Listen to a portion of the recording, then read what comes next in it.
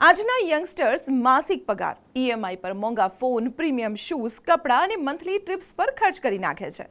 આ બધાની વચ્ચે તેઓ ફાઇનાન્શિયલ પ્લાનિંગ ભૂલી જાય છે અથવા તો તેને ઇગ્નોર કરે છે.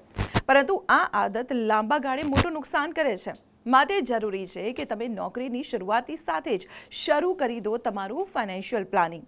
જેમાં કઈ કઈ બાબતોનું ધ્યાન રાખશો તો સૌથી પહેલાં તો એક ઇમરજન્સી ફંડ બનાવો. જીવનમાં ઘણી વખત એવો સમય આવે છે જ્યારે લોકોને તાત્કાલિક પૈસાની જરૂર પડે છે. આવી પરિસ્થિતિઓમાં તમારું ઇમરજન્સી ફંડ તમારો શ્રેષ્ઠ મિત્ર બનશે.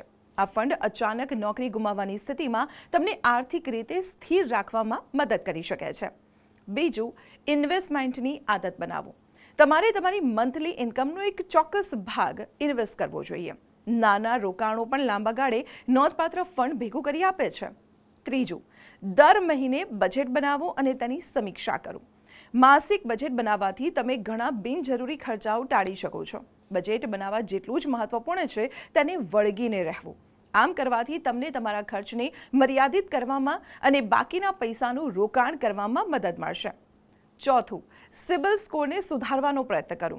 મજબૂત સિબિલ સ્કોર જાળવી રાખવું ખૂબ જ મહત્વપૂર્ણ છે. તમારા બિલ સમયસર ચૂકવો અને તમારી ક્રેડિટ લિમિટથી વધુ ખર્ચ ન કરો.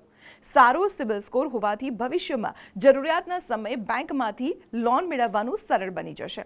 તો આવી જ મહત્વપૂર્ણ ટિપ્સ માટે આપ જોતા રહો સંદેશ ડિજિટલ.